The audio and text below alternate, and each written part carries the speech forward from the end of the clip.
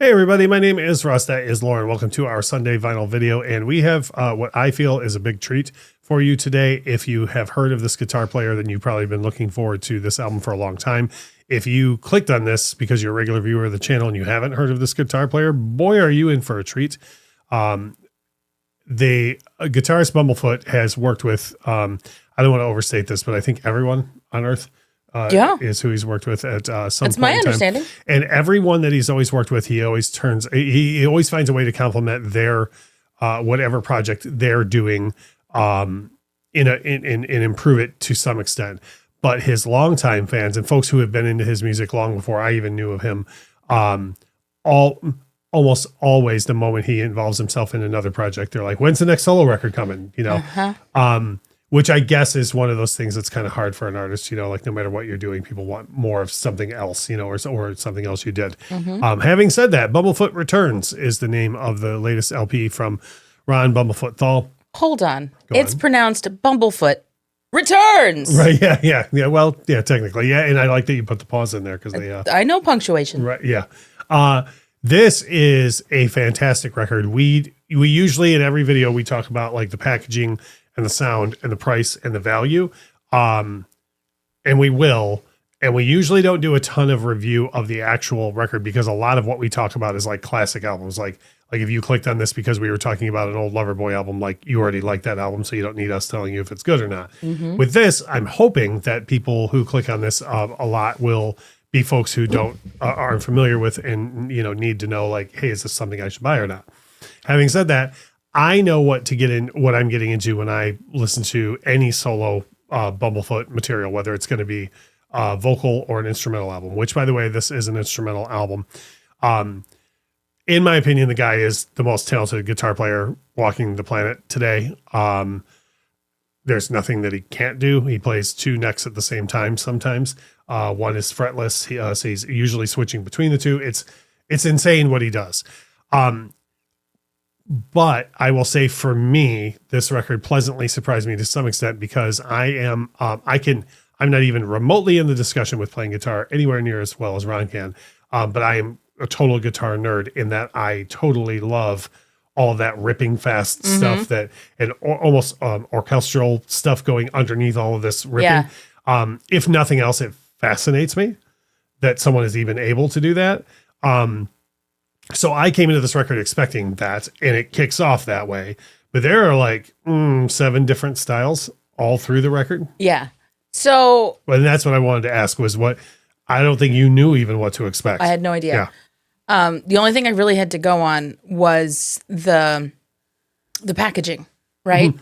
And you look at the art direction on this, and my brain immediately goes to like 50s alien films or even like Mars Attacks. You know what I mean? It feels like that's the vibe that you're about to get. So I'm like, okay. And then I don't know the best way to put this, but yes, it's a wholly instrumental album, but somehow I can tell that there's a humor behind it. If that makes any sense. Yeah. Like this is like, there's fun happening here, you know, totally and I got that from beginning to end. It's like, this is just a fun album. Yeah. And I feel like that's, at least in my opinion, that's lost a lot in music is just the having fun. And you can tell that this record was put together with a lot of joy. Yep. Either coming through the fingers or just being felt when the music was being written. So as we get into the album itself, like Lauren said, the packaging on the outside is wild. It's definitely eye-catching, very cool. I don't even know what I would think to put on an instrumental album cover because a lot of what I would do would be like lyric-based ideas, right? So I think it definitely the record is in a cover that sounds like that looks like it sounds in my opinion. Yeah. It's a gatefold, good thick inners and the outer vinyl. The gatefold itself is real thick. The records themselves are, and I've talked about this on the channel before. I don't so much care one way or the other about color of vinyl. I care deeply about picture discs never being on my turntable, but other than that, I don't really have any problem with anything. But it always comes down to the quality, whether it's black vinyl, because like even people always say, oh, I prefer black vinyl because I don't like colored vinyl. Black vinyl is colored vinyl because all vinyl starts out clear and they have to color it to black. So if you prefer black vinyl, then you prefer colored vinyl. But this is on 2 crystal clear discs. It is dead quiet. Like there was not a pop nor a click anywhere on. It's produced really well. Like it sounded like everything that was happening right in front of us. But from the a standpoint of packaging again, because I kind of sometimes include things like this in packaging. So there's enough music here for 3 sides. And there's always that debate. Some artists will bring it up to 45 RPM, and some people love that and some people don't. This is at 33 1/3. So instead of breaking it up to have it go over 4 records, all the music fits on 3 sides. And what he ended up doing with the 4th side is, if you're familiar with the, and I'm sure other artists have done it, but on the channel here, we talked about, there's a version of The Dark Side of the Moon by Pink Floyd that has 2 LPs where there were 2 single-sided LPs, and there's UV printing on the other side. That's what he did with this on the 4th side. That's brilliant. And it carries over the theme of the packaging Yeah. as well. And I think what's cool about it too is like, so the the first LP, it's clear. So, right. And that's always wild for me to see when it's spinning because it's like, where are we? What's going on? Right. So that's, I think I've told you before too. That's why it makes me happy that I'm a listen to the whole side person, because if you're trying to find a track on the side of a clear record, you're not going to. No. And I find it like, I find it almost disorienting to look at sometimes too, but like not in a bad way. Cause it's like, which way is it even spinning? But then you get to the second LP, which just, has the printing on the other side.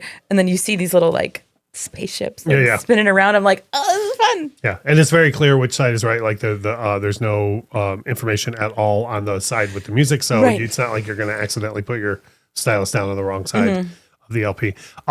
Price and value. So this is a thing where we always talk about like, it's almost a running joke at this point. Like, the price of vinyl these days, like vinyl is outrageous. Like in brand new records, it's really something how much vinyl is getting charged for these days. But you and I always look at it like, what are you getting for the money? And with this one, yes, you can pick this up anywhere. You can buy this on any website. You can go into your record store and get it. But you can go right to Bumblefoot's website and buy it from him.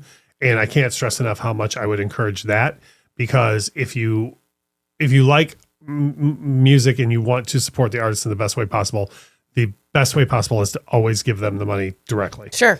Having said that, if you go to his website, they offer 2 versions of it, until they run out. There's a signed version, and then for a little bit less, there's an unsigned version. The unsigned version is $37 for 2 LPs. And the well thought out packaging and how good this album is, I don't think that's too much to ask at all. Like there are other artists out there that we've talked about heavily on this channel who have recently put out records in the past year or so that are 1 LP that are in no way a special pressing, and they're $40-$45, sometimes $50. So to get 2 LPs produced as well as it is on really quiet vinyl, and you can go, that you're giving the money directly to the artist. Yep. That's, to me, there's more value in that than you're just getting. Then you're just getting a good deal on 2 records. You're getting a good deal and supporting the artist directly instead of, you know what I mean? So, and now the only other thing I want to ask you about the actual record itself is, having heard it now, is this something that you'd be like, oh, put that on? Or is it a thing where you're like, no, I'm good? No, I would absolutely. Yeah. I mean, like, I was a band nerd, right? Like I can get behind instrumental music if it's something that's like fun. Yeah. And this absolutely is fun. So, yeah. Sure. Yeah. If this is your first time on the channel, hit the like button and the subscribe button, because we have 3 videos every single week. That is Lauren. My name is Russ. And as we always say, thank you so much for watching.